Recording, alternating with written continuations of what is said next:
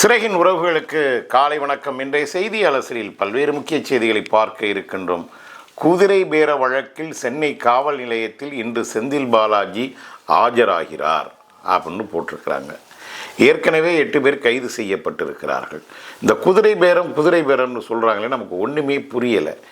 செந்தில் பாலாஜியும் திராவிட முன்னேற்ற கழகமும் தமிழக வெற்றி கழகத்தின் ஆட்சியை கலைப்பதற்காக குதிரை பேரத்தில் ஈடுபட்டார்கள், அதனால் நாங்கள் கைது செய்கின்றோம் என்று சொல்கின்ற காவல்துறை, அதே மாதிரி அனைத்து இந்திய அண்ணா திராவிட முன்னேற்ற கழகத்திலிருந்து ஏற்கனவே 4 சட்டமன்ற உறுப்பினர்கள் தங்களுடைய பதவியை ராஜினாமா செய்துவிட்டு தமிழக வெற்றி கழகத்தில் போய் இணைஞ்சிருக்காங்க.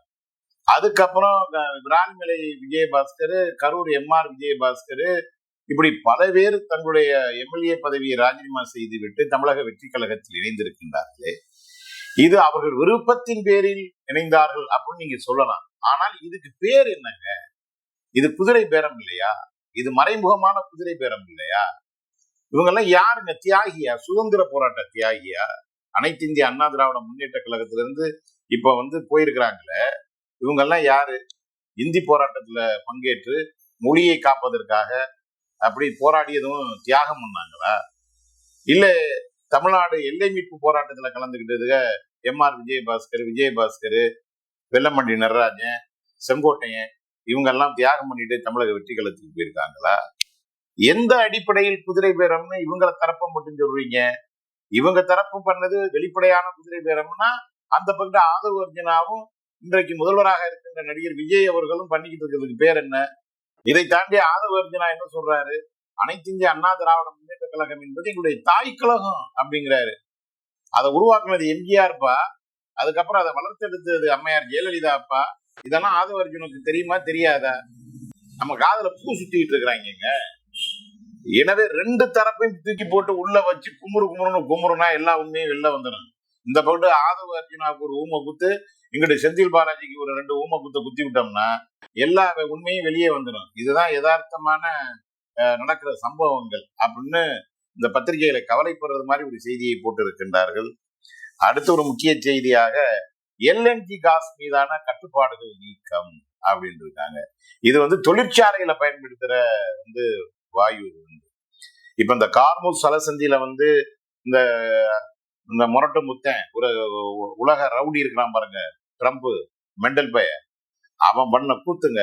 தொடர்ச்சியா இதையாச்சும் வம்பு சிலுகெழுத்து வம்பெழுத்து உலக நாடுகளுக்குள்ள போற மூட்டி விட்டு அமெரிக்கா தயாரிக்கிற ஆயுதங்கள், இஸ்ரேல் நாட்டில் தயாரிக்கின்ற ஆயுதங்கள், இது போல வல்லாதிக்க நாடுகள்ல உற்பத்தி ஆகின்ற ஆயுதங்களை எல்லாம் மித்த நாடுகள் பயப்பட்டு வாங்குவதற்காக செயற்கையான போர் பதட்டத்தை உருவாக்குது. அதே போல அரபுலகில் இருக்கின்ற மொத்த இயற்கை வளத்தையும், கச்சா எண்ணெய், பெட்ரோல், டீசல், இது போன்ற அதற்கு மூல பொருளாக இருக்கின்ற எல்லா இயற்கை எரிவாயுக்களையும் இவன் கைப்பற்றணுங்கிறதான் நோக்கம். அந்த அடிப்படையில இவன் உலகத்துல மோனோபோலியா இவன் பாட்டுக்கு போய் வம்ப இழுத்து விட்டு இப்ப எல்லா பொருள்களும் விலைவாசி உயர்வுகளை போய் நிக்குது.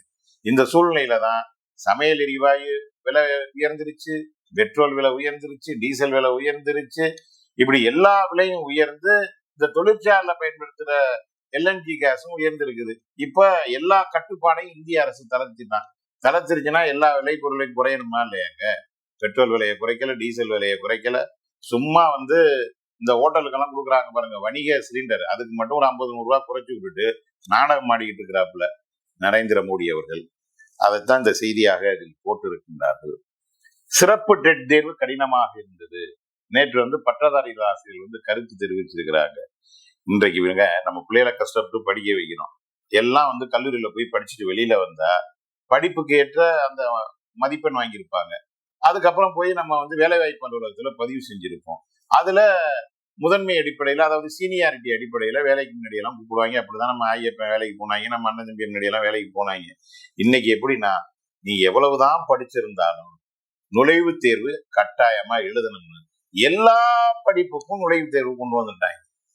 ஏன் அப்படின்னா, இன்றைக்கு உலகமயமாக்கல் அப்படிங்கிற அந்த சந்தை பொருளாதார கொள்கையில் வல்லாதிக்க நாடுகள் ஒரு பொருளாதார கொள்கையை உருவாக்கி வச்சிருக்கிறான். அவன் என்ன சொல்றானோ அதன் அடிப்படையில தான் நம்ம நாட்டுல நம்ம வீட்டு பிள்ளைகளுக்கு வேலை கிடைக்கும். அதுக்காக அரசாங்க வேலையை எந்த அளவிற்கு மட்டுப்படுத்தி குறைக்கணுமோ அந்த அளவிற்கு குறைத்து தனியார் தொழிற்சாலைகளை தனியார் வேலை வாய்ப்புகளை அதிகமா உருவாக்கணும். அதுக்காக அப்படியான தேர்வுகள்லாம் விற்கிறார்கள். உலக வரலாற்றில் ஒரு மிகப்பெரிய அதிசயம் நேற்று நடந்திருக்கு.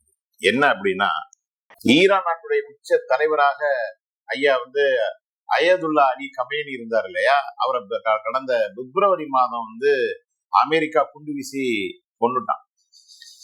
அவருடைய உடல் இன்று வரை பாதுகாக்கப்பட்டு நேத்து தான் அவருடைய இறுதி நல்லடக்க ஊர்வலம் தொடங்கி இருக்குது. வர்ற 9ஆம் தேதி அவருடைய சொந்த ஊரான மஜ்ஹாத்தில் நல்லடக்கம் செய்ய போறாங்க. இதுல ஏறக்குறைய 20 மில்லியன் மக்கள் நேற்று அந்த இறுதி ஊர்வலத்தில் பங்கேற்றதாக ஒரு தகவல் போட்டிருக்கிறாங்க. அது மட்டுமல்ல, 100 நாடுகளை சார்ந்த தலைவர்கள் ஈரான்ல போய் குவிந்து அவருக்கு மரியாதை செலுத்தி இருப்பதாகவும் தகவல் போட்டிருக்கிறாங்க. நாமளும் இந்த இடத்திலிருந்து அவருக்கு மரியாதையை, நாம் மலர் வணக்கத்தை செலுத்துகின்றோம். என்னன்னா, ஒரு மோசடித்தனமாக அமெரிக்காவால் கொல்லப்பட்ட தலைவர் அது. அது மட்டும் இல்ல, இந்த ட்ரம்புக்கு இருக்க திரும்ப பாருங்க, அவரை வம்புழுக்கிறது மாதிரி முக்கிய தலைவர்களை ஒரே நேரத்தில் கொல்ல முடியும் அப்படின்னு நேத்து பேசியிருக்கிறான் அந்த கிறுக்கு பையன். அதுக்கு ஈரானுடைய தூதரகம் ஒரு பதில் கொடுத்திருக்குது. டேய், நீ பொதுமக்களை கொல்லலாம், முக்கிய தலைவர்களை வேணா நீ கொல்லலாம், ஆனா அந்த தலைவர்களுடைய மனதில் இருக்கின்ற கொள்கையை, லட்சிய வெறியை நீ ஒருபோதும் கொல்ல முடியாதுடா. நீ இப்படி பேசிட்டு தீரத்துக்கு உன்னைய தாண்டா இவனும் கொல்ல போறான், போட்டு தள்ள போறான்ங்கிறது மாதிரி அவங்க ஈரான் தூதரகம் ஒரு அறிக்கையை கொடுத்திருக்கின்றார்கள். போலவே ஒரு முக்கிய இன்னொரு செய்தி என்னன்னா, அமெரிக்கா ஈரான் இடையே பல சுற்று பேச்சுவார்த்தை நடந்து ஒரு தற்காலிக ஒப்பந்தம் ஏற்பட்டிருக்கு, ஒரு அமைதி ஒப்பந்தம். இது தொடர்ச்சியா நடைபெறுவதற்கு அப்படிதான் பாகிஸ்தான்ல அடுத்த பேச்சுவார்த்தை நடைபெற போவதாக போட்டிருக்கிறாங்க. எத்தனை பேச்சுவார்த்தை நடந்தாலும் தன்னுடைய பேட்டை ரவுடி புத்தியை அமெரிக்கா மாற்றிக்கொள்ளாமல் இதற்கு தீர்வு கிடையாது என்பதுதான் நம்முடைய கருத்தாக இருக்கின்றது. இந்த போட்டு ஒரு முக்கியமான அரசியல் தலைவர் அவர் யாருன்னா, நம்ம கரூர் விஜயபாஸ்கர், எம்ஆர் விஜயபாஸ்கர், தாவேகா வெற்றிக்கு பாடுபடுவது அப்படின்னு போட்டிருக்கிறார். அதாவது ஏற்கனவே அதிமுக வெற்றிக்கு பாடுபட்டு எல்லாம் புடுங்கி நட்டுட்டாங்க, இப்ப தாவேகா வெற்றிக்கு பாடுபட போறாராங்க. எவனாவது ஒருத்தனை மக்களுடைய ஏழ்மையை போக்குவதற்கு நாங்கள் பாடுபட போறோம், இளைஞர்களுடைய வேலையில்லாத திண்டாட்டத்தை நீக்குவதற்கு பாடுபட போறோம், பெண்கள் மீதான ஒடுக்குமுறையை தடுத்து நிறுத்துவதற்கு நாங்கள் போராட போறோம், வறுமையை ஒழிப்பதற்கு நாங்கள் போராட போறோம்னு சொல்றானா? அத்தனை பயல்களும் இந்த அரசியல் தலைவர் என்கிற பேர்ல இருக்கிற பூரா பயலுமே 90 விழுக்காடு அயோக்கிய பயல தாங்க இருக்கிறாங்க. எல்லாம் சுயநலம் பிடித்து பணம் பதவின்னு நாய் மாதிரி அலைஞ்சிட்டு கிடக்குறாங்க. இந்த லட்சணத்துல நிதிநிலை சரியானதும் ஒவ்வொன்றாக தேர்தல் வாக்குறுதிகளை முதல்வர் நிறைவேற்றுவாருன்னு தமிழ்நாடு சட்டமன்ற சபாநாயகர் ஜேசிடி பிரபாகரன் சொல்லியிருக்கிறாரு. என்னைக்கு நிதிநிலை சரியாகிறது, நீங்க என்னைக்கியா நீங்க சொன்ன வாக்குறுதியை நிறைவேற்றுறது அப்படின்னு மக்கள் பேசிக் கொள்கின்றார்கள். போயா போயா போயாயோ அப்படிங்கிற மாதிரி சத்தம் கேட்குது. மக்களால் தேர்ந்தெடுத்த அரசை கவிழ்க்க ஆளுநர் அருளேக்கர் முயற்சி அப்படின்னு யார் சொல்லியிருக்கிறாங்க? தமிழக காங்கிரஸ் தலைவராக பதவியேற்றிருக்கிறாரே மாணிக் தாகூர், அவர் சொல்லியிருக்கிறார். இப்ப நமக்கு என்ன கேள்வினா, தமிழ்நாடுடைய பொறுப்பு கவர்னர் அருளேக்கர் ஆட்சியை கவிழ்ப்பதற்கு சூது செய்யறாரு அப்படின்னா, நீங்க காங்கிரஸ் இந்தியாவை ஒரு 60 வருஷமா ஆண்டிங்கல்ல, அப்ப அரசியலமைப்பு சட்டப்பிரிவு 356 பயன்படுத்தி எத்தனை மாநிலங்களுடைய ஆட்சியை நீங்க கலைச்சிருப்பீங்க, கவுத்திருப்பீங்க. அதை சொல்றதுக்கு உனக்கெல்லாம் தகுதி இருக்கா ஐயா அப்படின்னு எங்க இருந்த ஒரு எக்கோ கேக்குது. இது மாணிக்தா ஒரு காதல விழுவுமா என்னன்னு தெரியல. இன்னொரு முக்கிய செய்தி, அதே போல பொதுமக்களை அழைத்து போட்டி அரசாங்கம் நடத்துவதாக ஆளுநரை கண்டிச்சிருக்கிறாங்க. யாருன்னா இந்திய கம்யூனிஸ்ட் கட்சி. ஆட்டுக்கு தாடி எப்படி தேவையில்லையோ அதே மாதிரி தமிழ்நாட்டுக்கு ஆளுநருங்கிற பதவியே தேவையில்லையான்னு அண்ணா சொன்னாரியா? நீ என்னையா மக்களால் தேர்ந்தெடுக்கப்பட்ட ஆளா? உச்ச நீதிமன்றம் ஏற்கனவே ஒரு மத்திய அரசோட ஒரு ரெப்ரசன்டேட்டிவ், ஒரு பிரதிநிதி தாயா. நீ சும்மா ஒரு கண்காணிப்பாளர் தான் தமிழ்நாட்டுக்கு. நீ உன்னை பெரிய நீ அப்பாட்டக்கரெல்லாம் கிடையாது. ஆளுநருங்கிறாரு ஒத்திக்கிட்டு பேசாம ஈரியா. நீ என்ன போட்டி அரசாங்கம் நடத்துறது, நீ என்ன மக்களால் தேர்ந்தெடுக்கப்பட்ட முதலமைச்சரா அப்படின்னு நாக்க புடுங்கிறது மாதிரி கேட்டிருக்கிறாங்க. இருந்தாலும் தமிழ்நாட்டுக்கு வர்ற ஆளுநர் எவனும் அது மாதிரி கேட்கறதுக்கு தயாரா இல்ல. ஏன்னா அவன் நரேந்திர மோடியோட அடியாளாவே RSS காரனாவே இங்க வர்றான், கேட்க மாட்டான். உலகத் தமிழ் மாநாட்டை மீண்டும் நடத்த தமிழக அரசு திட்டம். ஆலோசனைக்காக அமைச்சர் ராஜ்மோகன் அமெரிக்கா போயிருக்கிறார்.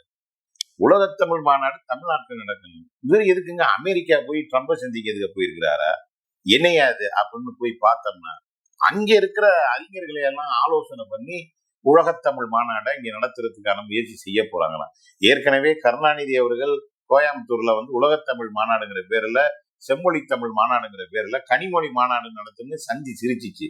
இப்ப இவங்க உலகத்தமிழ் மாநாடுங்கிற பேர்ல திரிஷா கொண்டாந்து உட்கார வச்சுக்கிட்டு, இந்த பகுதி விஜயை கொண்டாந்து உட்கார வச்சுக்கிட்டு விஜய புகழப்பாடி புலவர்களுக்கு பரிசு கிரிசு கொடுக்க போறாங்களா என்ன அப்படிங்கிறது தெரியல. எப்பா, உலகத்தமிழ் மாநாட்டை நடத்துங்க, வேணான்னு சொல்லல. ஆனா அந்த தமிழ் மாநாட்டை தமிழை கேவலப்படுத்தாத அளவிற்கு, தமிழர்களை தொன்மையை, வரலாற்றை, பண்பாட்டை, இலக்கியங்களை கேவலப்படுத்தாத அளவிற்கு நல்லதா நடத்துங்கப்பான்னு தான் நம்ம சொல்றோம். குதிரை பேரம் உண்மையாக இருந்தால் விசாரித்து நடவடிக்கை எடுக்க வேண்டும். விசிக தலைவர் திருமாவளவன் கருத்து. அதாவது அன்னை எப்ப சாவான் திண்ணை எப்ப காலியாகும்னு ஒரு பழமொழி உண்டு. அது மாதிரி நம்மால் இப்ப திமுக தோத்ததோட பக்கம்னு தாவேக்கா பக்கத்து பல்ட்டி அடிச்சு உட்காந்துக்கிட்டு ஏதோ கருத்து சொல்லிட்டு டெய்லி ஏதோ ஒண்ணு அண்ணன் சொல்லிட்டு இருக்கிறாரு. அதையும் இந்த பத்திரிகைக்காரங்க போட்டுட்டு இருக்கிறாங்க. அதிமுக கூடாரம் காலியாகி கொண்டே இருக்கின்றதே, ஏன் இதை பத்தி எடப்பாடி வாய் திறக்க மாட்டேங்கிறாருன்னு கொந்தளிக்கிறாரு. அவரு வாயை தொக்குறாரு, எதையாச்சும் திறந்துட்டு போறாரு. நீ உன் கட்சியை பாரியா போயா அப்படிங்கிறது மாதிரி எடப்பாடி சொல்றாரு. இந்த பக்கம் ஐயா அண்ணாமலை அவரு ஒண்ணு அமெரிக்காவில் அந்த ஃபெட்னா நடத்தின விழாவில் போய் கலந்துக்கிட்டு அப்படியே பயங்கரமா தமிழர்கள் மேல பொங்கி வலிஞ்சிருக்கிறாரு. இலங்கை தமிழர்களின் உரிமைக்காக குரல் கொடுப்பேன் அப்படின்னு சொல்லியிருக்கிறாரு. ஏன் பாரதிய ஜனதா இருந்தப்ப நீங்க ஏன் குரல் கொடுக்கல? அப்ப வாயில என்ன கொள்கட்டை வச்சுக்கிட்டு இருந்தீங்களா? எவ்வளவு தமிழ்நாட்டு மீனவர்கள் இந்த இலங்கை அரசு சுட்டு பண்ணா? அப்ப நீங்க என்ன பண்ணீங்க? பாரதிய ஜனதா கட்சியில முக்கிய பொறுப்புல இருந்தீங்க, தமிழ்நாடு தலைவரா வேற நீங்க இருந்தீங்க, பிஜேபியோட தலைவரா இருந்தீங்க. அப்ப நரேந்திர மோடி கிட்ட சொல்லி இந்தியாவுடைய கப்பல் படையை அனுப்பி இலங்கை ராணுவத்தின் மீது போர் தொடுத்திருக்கலாமே, எப்படா என் தமிழனை சுட்டு கொள்ளலாம் அப்படின்னு கேட்டிருக்கலாமே. இந்த தமிழ்நாட்டுல லட்சோப லட்ச மக்கள் அகதிகளாக இங்க ஏதிரிகளாக இருக்கிறார்கள் தமிழர்கள். அவங்க வாழ்ற இடத்த போய் பாருங்க மிஸ்டர் அண்ணாமலை, எப்படி இருக்குன்னு போய் பாருங்க. சும்மா போய் அங்க போய் உட்காந்துக்கிட்டு ஒரு வாய்ப்பு கிடைச்சவனையே உதார விடாம உண்மையிலேயே அக்கறையோட நீங்க செயல்பட்டீங்கன்னா அங்க வரவேற்க நாங்கள் தயாராக இருக்கின்றோம், வாழ்த்த தயாராக இருக்கின்றோம் என்றுதான் நமக்கு சொல்ல தோன்றுகின்றது. இந்த பக்கத்து உதயநிதி ஸ்டாலின் ஒரு திருமண வீட்டில் நேற்று கலந்துகிட்டு இருக்காரு. அதுல அண்ணன் சீமானும் போய் கலந்து கொண்டு இருக்கின்றார்கள். அதுல உதயநிதி ஸ்டாலின் அண்ணன் சீமான் சொன்னதே சொல்லியிருக்காரு, பொலிட்டிக்கல் டிசாஸ்டர்ரா தாவேக்கா வெற்றி பெற்றது அப்படின்னாருல, அரசியல் பேரிடர்னு. அதே வார்த்தைய இங்க உதயநிதி ஸ்டாலின் கக்கி வச்சிருக்கிறாப்புல. விழாவிலிருந்து வெளியேறிய அமைச்சர் நிர்மல்குமார், நிர்மல்குமார் மின்சாரத்துறை அமைச்சர். எப்படின்னா ஆய்வக நுட்ப சங்கம் நிகழ்ச்சியை நேற்று மதுரையில தொடங்கி இருக்கிறாங்க. அந்த நிகழ்ச்சிக்கு 10 மணிக்கே அமைச்சர் போயிட்டாரு. போய் பார்த்தா பொதுமக்களை காணா, முக்கியமான நிகழ்ச்சி ஏற்பாட்டாளர்களை காணா. அதை விட கொடுமைன்னா தமிழக வெற்றி கழகத்தை சார்ந்த இந்த பகுதியில் இருக்கிற ஒரு சட்டமன்ற உறுப்பினர் கூட வரல. மனுஷன் உட்கார்ந்து பார்த்துட்டு என்னடா அது ஆட்டோக்காரன் அசிங்கப்படுத்திட்டானுங்கிற மாதிரி ஐயா வெளியேறி வந்துட்டாரு, உட்கட்சி பூசல்ங்கிற மாதிரி போட்டிருக்கிறாங்க. ஆனால் இந்த பக்கத்துல ஒரு முக்கியமான செய்தி என்னவென்றால் தமிழக காவிரி விவசாய சங்க பொதுச் செயலாளர் அண்ணன் PR பாண்டியன் நேரா மேகதாட்டுக்கே போயிட்டார். அங்க போய் பார்த்தா கர்நாடக அரசு இரும்பு கம்பி, ஜல்லி, அது லொட்டு லொஸ்குன்னு எல்லாம் இறக்கி வச்சிருக்கான். எப்ப வேணாலும் அணைய கட்டலாம், தயாராகிட்டான். இப்ப அண்ணன் அங்க போய் நின்றுகிட்டு கொந்தளிச்சு போய், யோ காங்கிரஸ் கட்சிக்காரங்கள என்னையா நினைச்சிட்டு இருக்கீங்க? தமிழக வெற்றி கழகத்தோட கூட்டணி மந்திரி சபையில இருக்கீங்க, கர்நாடகா ஆள்றது நீங்க தான். ராகுல் காந்தி மூலியமா நீங்க எல்லாரும் பேசி கீசி இந்த மேகதாட்டு அணையை தடுத்து நிறுத்துங்கயான்னு அண்ணன் சொல்லியிருக்காரு. ஆனா காங்கிரஸ் என்கின்ற அயோக்கிய பைய கட்சி அதை செய்யுமா? நாடகம் போடுவாங்க. இந்த பக்கத்து ஜெய்ராம் ரமேஷ் பொங்கி இருக்கிறாரு. மோசமான குற்றங்களில் ஈடுபட்டு 30 நாள் காவலில் இருக்கும் அமைச்சர்களை பதவி நீக்கும் மசோதாவை நாங்க எதிர்ப்போம். யோ, இவன் குற்றவாளியா இல்லையா அப்படின்னு யார் முடிவு பண்றது? நீதிமன்றம் தானே முடிவு பண்ணணும். நீதிமன்றம் முடிவு பண்ணாமலே அவர் நீ எப்படியா நீக்கலாம் அமைச்சரா பதவியில இருந்து? அந்த அதிகாரத்தை உனக்கு யாரையா கொடுத்தது அப்படின்னு நரேந்திர மோடியை பார்த்து ஒரு கேள்வியை கேட்டிருக்கிறாரு. இதுக்கு மோடி என்ன பதில் சொல்வாருன்னு பொறுத்திருந்து பார்ப்போம். அதே போலவே பிரிக்ஸ் மாநாடு இந்தியாவில் நடக்க போகுது. இதுல எத்தியோப்பியா, ஈரான், ஐக்கிய அரபு அமீரகம், பிரான்ஸ், ரஷ்யா, சீனா, இப்படி பல நாடுகள் இந்த பிரிக்ஸ் கூட்டமைப்புல இருக்குது. இவங்க வருஷா வருஷம் பல நாடுகள்ல கூடி ஒன்னா பேசுவாங்க. கூடி பேசி இதுவரையும் அந்தந்த நாட்டுல உள்ள பிரச்சனைகளை எல்லாம் தீர்த்து மக்கள் சந்தோஷமா இருக்கிறாங்களா அப்படின்னு போய் மக்கள்கிட்ட கேட்டோம்னா, நான் எங்கெங்க இன்னமும் கடன்காரனா தாங்க இருக்கிறேன், ஏகப்பட்ட கடன் சொல்லுங்க, பசியால வாடிக்கிட்டு இருக்கேன், பட்டினியால வாடிக்கிட்டு இருக்கேன், வேலை இல்லாம இருக்கிறேன், இப்படிதான் சொல்றாங்க. இவங்க எதுக்குத்தான் அந்த மாநாடை கூட்டி ஒன்று கூடி என்ன பண்ண போறாங்கன்னு தெரியல. என்ன போறாங்கன்னா, முதலாளிகள் வாழ்வதற்கு ஒன்று கூடி பல திட்டங்களை வகுத்து எந்த நாட்டை சுரண்டலாம், எந்த முதலாளிகளுக்கு கான்ட்ராக்ட் வாங்கி கொடுக்கலாம், பல்வேறு நாடுகள்ல எந்த கம்பெனியை அந்த நாட்டுல துவங்கலாம் அப்படின்னு பேசி ஒண்ணு கூடி கலை வாங்கிய போல இருக்கு. அதுதான் நமக்கு கவலையாக இருக்கின்றது. இந்த பாருங்க, அயோத்தி ராமர் கோயிலுக்கு ஒரு நாளைக்கு டெபாசிட் 24 லட்சம் ரூபாய், 18 லட்சம் ரூபாய் இப்ப வந்துகிட்டு இருக்கான். இதுல இருந்து ஒன்ன கண்டுபிடிச்சிருக்கிறாங்க கோயில் நிர்வாகிகள். என்னன்னா, பாரா லஞ்சம் ஊழல் பண்ணி அவனை எல்லாம் கைது செய்த பிறகு 24 லட்சம் ஒரு நாளைக்கு டெபாசிட் ஆகுது, ஒரு நாளைக்கு 18 லட்சம் எல்லாம் டெபாசிட் ஆகுதுன்னா, அப்போ இவன் எவ்வளவு தூரம் கொள்ளையடிச்சிருக்கிறாங்க. ஏன்னா இவங்க பொறுப்புல இருக்கும்போது ஒரு நாளைக்கு 6 லட்சம் 5 லட்சம் தான் கணக்கு காமிச்சிருக்கிறாங்க. இப்ப இவங்களை கைது செய்த பிறகு ஒரு நாளைக்கு 8 லட்சம் ரூபாய் டெபாசிட் ஆயிருக்கு. அப்போ ஒரு நாளைக்கு 15 லட்சம் ரூபாய் 20 லட்சம் ஆட்டையை போட்டிருக்கிறாங்க. இதை ராமனுக்கே ஹார்ட் அட்டாக் வர்றது மாதிரி இவங்க பண்ணியிருக்கிறாங்க. அந்த செய்தியைத்தான் போட்டிருக்கின்றார்கள். போலவே உலக கால்பந்தாட்ட போட்டியில் பிரான்ஸ் காலிறுதி சுற்றுக்கு முன்னேறி போயிருக்கின்றது. அது மட்டும் இல்ல, இந்த எம்பாபேன்னு ஒரு அற்புதமான வீரர் பிரான்ஸ்ல விளையாடிக்கிட்டு இருக்கிறாரு.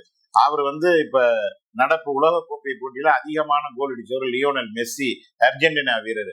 அவரை இப்ப சம அளவுல 7 கோல்னு அடிச்சு 2 பேரும் சமமான போட்டியில் இருக்கின்றார்கள்னு அப்படின்னு ஒரு செய்தியை போட்டிருக்கின்றார்கள். போலவே அமெரிக்காவில அதானி மீது வழக்கு தொடுக்கப்பட்டிருக்குது. அந்த வழக்கு இப்ப வாபஸ் வாங்கப்பட்டிருக்குது. இப்ப அமெரிக்க நீதிமன்றம் என்ன சொல்லி இருக்குதுன்னா, 95,000 கோடி ரூபாய் அதானி அமெரிக்காவில முதலீடு பண்ணியிருக்கிறாரு, அது வேறங்க இது வேறங்க, அவர் மேல எந்த மோசடியும் இல்லைங்க, நாங்க அதனால வாபஸ் கொடுத்துட்டோம்ங்க அப்படின்னு சொல்லியிருக்கிறாரு. இப்ப இதையா நீங்க சொல்றீங்க, அதானி மேல எந்த குற்றம் இல்லை, அதனால நாங்க வழக்கை வாபஸ் பெற்றுட்டோம் அப்படின்னு சொல்ல வேண்டியதானே. 95,000 கோடி ரூபாய் முதலீடு அமெரிக்காவில பண்ணியிருக்கிறாரு, அதனால நாங்க வாபஸ் எல்லாம் வாங்கல அப்படின்னா எங்க அப்பன் குருதுக்குள்ள இல்லைங்கிறது மாதிரி இவங்களே அதானிங்கிறவன் அங்கே போய் ஐக்கியத்தனம் பண்ணியிருக்கிறான் அப்படின்னு இதன் மூலியமாக நமக்கு தெரிய வருகின்றது. இப்படி பல்வேறு செய்திகள் இன்றைய செய்தித்தாளில் இடம்பெற்றிருக்கின்றது. அடுத்த செய்தி அலசலில் உங்களை சந்திக்கின்றவரை விடைபெறுகின்றேன். நன்றி, வணக்கம்.